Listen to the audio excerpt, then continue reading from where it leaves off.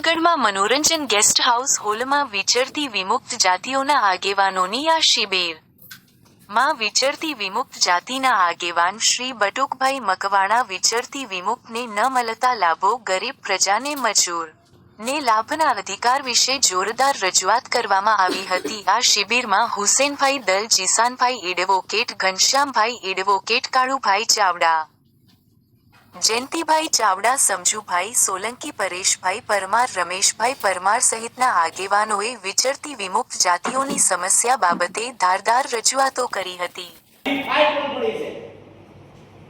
અનુસૂચિત જનજાતિ મૂકવા માટેની ફાઇલ પણ આજે પડી છે, પણ એને કોણ આપણે તમે ગુમ પર આઈ ગયા અને વાત પૂરી બહાર નીકળ્યા। કોઈ સાથ સહકાર જૂથ કોઈ જૂથ સિવાય જ્યારે આપણે કાઢીને આવ્યો ત્યાર પછી કોઈ કઈ કહ્યું એક ભરનો પાડ્યો સાદા શબ્દમાં વાત કરું તો જામનગરની અંદર ચૌહાણભાઈ લગભગ મામલતદાર છે, એને હજી ફાઇલ પણ પડી છે।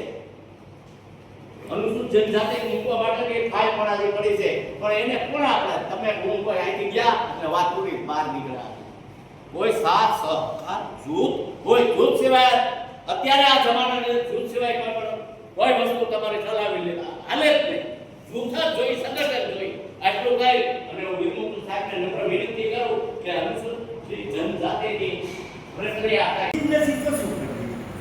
મારો અવાજ સાંભળવો તો જોઈએ, તો આપણું કઈ ત્યાંથી પરિપત્ર આવે તો આપણે ઇસ્યુ મામલે અને અસંગઠિત મજદૂરો વધારે ગરીબ માણસો એની વાત એટલા મને સાંભળવામાં નથી આવતી કે સમશક્તિ એની જ નોંધ કરવામાં આવે।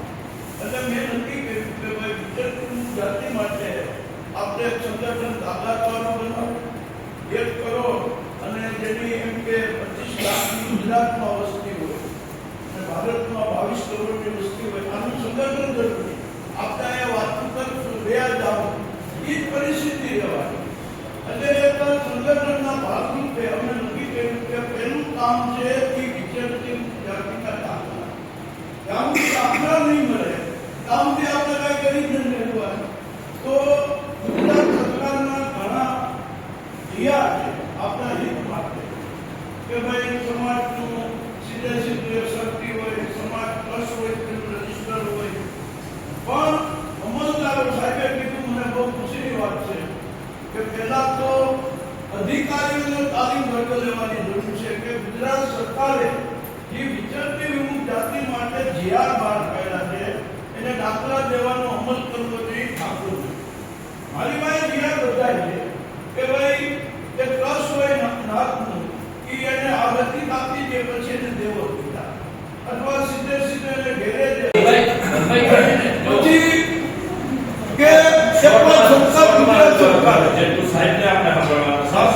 ગુજરાત સરકારે જો અમારી યાદમાં સાંભળવી ના રમેશભાઈ કોઈ બેહવાની કોઈ જરૂર નથી। સાહેબે અમારી યાદમાં સાંભળવા માંગે, અધિકારીઓ કામ કરવા માંગે છે, અમે સરકારને સપોર્ટ કરવા માંગીએ કે તમારું જે સાચું કાર્ય છે લોકોની કલ્યાણનું કાર્ય અમે એની હારી। જો તમે ખાલી અમારી યાદ ના હોય એ સાંભળવા ના માંગતો તો વિચરતી જાતિ છે ને એને કોઈ આ 79 વર્ષ વ્યા કે હજી વ્યા જ્યાં સુધી એક વસ્તુ માનો સરકારના જીઆરનો અમલ થવાની હું પહેલી વાત તો એ કરું અને જે અધિકારી અમલ ના કરે એને સસ્પેન્ડ કરો। સોગંદનામું લેવાનો પ્રતિબંધ છે, છતાં અમુક જગ્યાએ સોગંદનામું લે।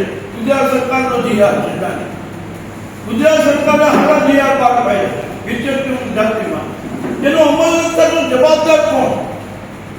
તમે નિશાળનું સર્ટિફિકેટ ખોટું છે, મારી દીકરીનું એમાં નામ હોય કે ભાઈ આ જ્ઞાતિની છે તો એના મા બાપ જે છે એને શું કરવાનું બતાવો, એની ફાઈ નથી તો કરવાનું એ નીકળી જાય વિચરતી જાતિમાં। પછી તમને છેલ્લી ખબર નહીં હોય, તમે જમીન સાથે જોઈ નથી વાતો કરો। નિશાળની અંદર આજે પૂછવામાં આવે છે કે તમારા બાપે વિચરતી જાતિનો દાખલો કાઢ્યો તો તમને લાભ મળશે, નકર તમને લાભ નહીં મળે। શું કરવાનું? અમે ઘણી નિશાળે ગયા, આ સંગઠિત નથી, સંગઠન વાત નથી ગયું એના કારણે એનો અવાજ છે સરકાર અમારી પાસે ફરિયાદ આવે આવી વાત છે એ જોવાની વાત છે કે તમે ખરેખર વિચરતી જાતિનું હિત કરવા માંગો છો સરકારે જે સારું કરશે ને અમે ટેકો આપવાનો, અને અમલદારો ખોટું કરશે તો અમે એનો વિરોધ કરીશું. આ અમારો એક હેતુ છે. મને સાહેબ એ વ્યક્તિગત લાગણી છે એટલા માટે કે આપણે વિચરતી જાતિમાંથી આવનાર છે. પરમાર સાહેબ પણ અમારા કચરા વર્ગમાંથી આવનાર છે, એટલે અમને લાગણીઓ બધાય. અમે એની ટીકા નથી કરતા, કાર્ય કરેલા વખાણ કરીએ અને ખોટું કરેલો વિરોધ કરીએ. આપણે એ જવાબદારી કે સૌથી હાથું છે ખોટું નિશાન. એ દીકરીનું નામ લખ્યું હોય કે આ ચુવાડિયાપણની દીકરી છે, પછી તમે એના કાકાનું ભાઈનું કામ આપો, ખોટું હોય. સાહેબે કીધું એની મને બોલદારી કરો, કોઈ ખોટો દાખલો લઈ જાય તો બોલદારી કરું. પહેલા અમને સાહેબને અમે એટલું જ કહી અમને દાખલા મળવા. પહેલા શિબિરો થતી, ઘરમાં સાહેબને ખબર છે, મેં ઘણી શિબિરો કરી, ઘણા ગામડાની. એ શિબિરમાં દાખલા થઈ જાય, ફરી એ ઝુંબેશ ચાલુ થવો જોઈએ. અને પહેલું આપણું કામ હોવું જોઈએ દાખલા. આ કલેક્ટર સાહેબ આની પહેલા હતા ને એને નક્કી કર્યું, પહેલા સમાજ કલ્યાણ સિવાય દાખલા મળતા નથી.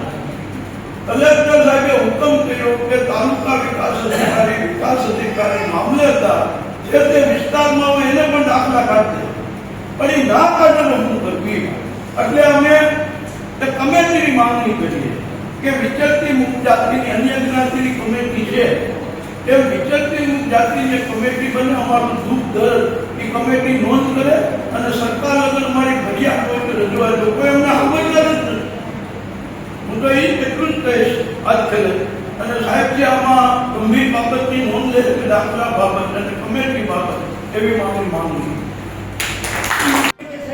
છોકરો ગ્રેજ્યુએટ થઈ ગયો અને એસી બંગલામાં કરતો હોય, એનો બાપ કલેક્ટર હોય, એ એસી બંગલામાં કરતો હોય, અને એવું પ્રશ્ન જ્યારે ઇસ્યુ કરવાનું થાય ને તે એના દાદાનું લઈ આવવાનું કે મારો બાપો ઘરમાં હતો, શાળામાં હતો, આમ પોરબંદરના બરડામાં હતો, એટલે અમે વર્ષ ખાતે રેન પર એટલો દાખલો એની આખી આખી કુંડલી આખી આખું મેળવી